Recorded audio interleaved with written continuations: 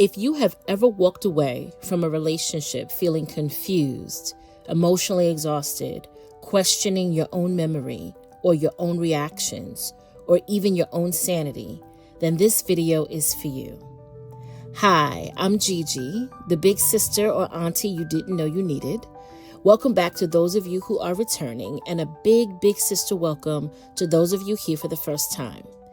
In this video, I'm going to explain what I mean when I say turn the gas off. The behavior of gaslighting is toxic. And just like the natural chemical gas, the gas that we use for cooking or for heat in our homes, the behavior of gaslighting can make you feel very sick. You can feel like you're in a fog of confusion or self-doubt, or that you need emotional stabilization because gaslighting emotionally destabilizes you. It can make you feel like you're walking on eggshells and leave you replaying conversations over and over. First and foremost, confusion is often the first symptom. But I want to tell you a little bit about what gaslighting feels like. I learned from a psychologist by the name of Robin Stern that gaslighting is a form of psychological manipulation in which one person or a persons or a group seek to make another person doubt their own perceptions, their memories, or their reality. It's a systematic attempt by one person to erode another person's reality by telling them that what they're feeling or what they experienced just isn't true. A large reason, though, that gaslighting makes you feel like you're sick, just as if you're being poisoned by natural gas, is the toxic nature of someone denying your reality and trying to replace it with their reality. That action can make you feel like you're being slowly poisoned. And there are a few things that you can look out for if this is happening. One, you might notice that the person gaslighting you might be outright, bold-faced lying. They may say to you, "I never said that. I never did that." But they did say it, and they did do it, and you know it. You might also experience something called countering. Well, that's not how I remember it. You're remembering it wrong, Gigi.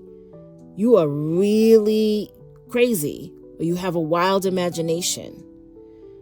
Sometimes the gaslighter does this to challenge your memory or your perception, even when you, the victim, you know you're right.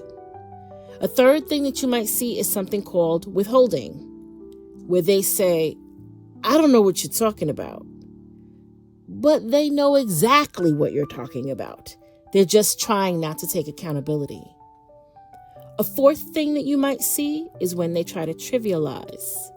Again, you're overreacting, or you're so sensitive.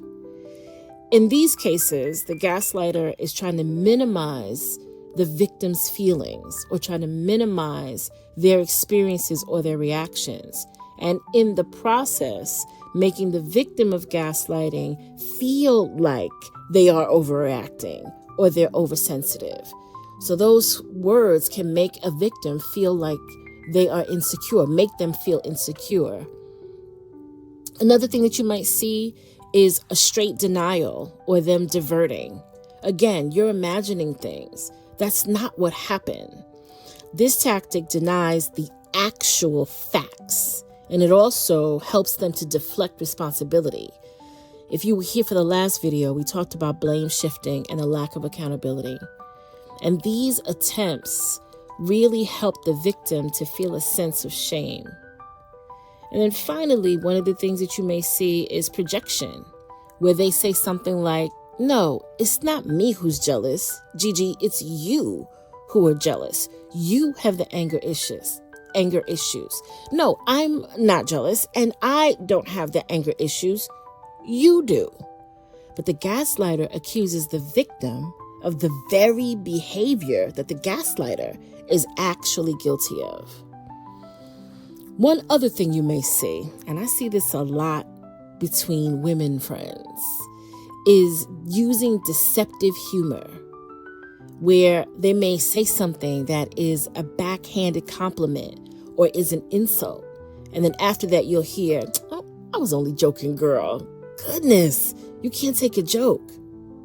The gaslighter is often attempting to reframe or sometimes soften or downplay the comment or the hurtful words that they use by pretending that they were just being funny or that they were making a joke. But we can see that they weren't making a joke. They were very serious. We also see this in passive-aggressive texting, when somebody might say something sarcastic or caustic in a text, and then they add an emoji or an LOL at the end, just so that you don't think that they are really being as mean as they are. That is definitely a form of gaslighting. And this list that I just shared is not a full list. It's a partial list, but it gives you a little bit of an idea, some examples of what you might be seeing or you might be experiencing if someone is gaslighting. Moving on, the second reason or the second point that I wanted to make as it relates to why I called it Turn the Gas Off is because of the term gaslighting in and of itself. Some of you may already know this, but the word gaslighting originates from the 1938 thriller play called Gaslight that was written by a British playwright by the name of Patrick Hamilton, and it debuted at the Richmond Theatre in London, where the play was put on very often. Now, in the plot of the play, there's this terrible, wicked type of husband who tries to trick his wife by doubting her sanity or making her doubt her sanity, helping her to deny what's really happening by turning on and off the gas and telling her that she's imagining things. Now, because I am not a licensed clinical psychologist or psychiatrist, but because I am a certified and well-experienced executive and leadership coach, I'm always looking for ways to better explain things to my clients or to the groups that I facilitate. And very often I found myself wanting to talk about gaslighting by being able to speak about the behaviors in a way that would shed light on what gaslighting looked like so that I can help it make sense for people. That's what I wanted to do. I wanted to be able to provide language and a framing or a structure or a map to what these behaviors looked like. So Turn the Gas Off was a means to that end. What I mean by that is that I started to compare gaslighting to the invisible gas poisoning that you get from a natural chemical gas. Because just like natural chemical gas often goes unnoticed at first, over time, if you remain in that environment with that undetected poison, it can distort your body or can harm you. Well, gaslighting is the same. If you remain in a gaslighting situation over time, it can distort your emotions or erode your sense of safety or your sense of sanity or even your sense of stability. And then eventually it can disconnect us from our own actual perceptions. As I broke down the chapters, I did so in a way that would help us to think about the poison of natural gas and the poison of gaslighting and to see how they were related. I pointed out things like, what's that smell? That was actually the title of one of the chapters. And I did that to indicate that the behaviors of gaslighting and the way we feel when we are being gaslit stinks. And it stinks just like the odorant that chemical engineers have to put in natural gas in order to make us smell it. Because natural gas that comes out from the earth is odorless. And if we were around that gas without that odor, we could die because we wouldn't be able to smell it. So chemical engineers add that odorant so that we would be able to detect it. In the same way, it was important for me in that chapter to talk through how can we detect gaslighting, which is one of the things I want to do on this channel. A couple of other things that I broke down in the chapters is thinking about how we could get to safety, right? What does that look like? How do we get out of this gas? How do we get out of the gaslighting? And what does that look like and feel like? And in the same way, if you think about a house being overcome by, say, carbon monoxide or gas, the very first thing that we're told is open the windows, get outside, breathe fresh air. Well, it's no different than if you are in a relationship or a friendship or a business partnership where you're being gaslit. In order for you to survive, you got to get out of it. You got to get away from it. You got to get to a place where you can breathe, where you can get fresh air. And once you do that, once you, first of all, recognize that gaslighting is happening, right? You can tell that it stinks, something is up, somebody is trying to deny your reality. Once you realize it and you're able to get out, the idea is to get out in that fresh air so that you can breathe, so that you can live, but mostly so that you can be free. Which leads me to the third point.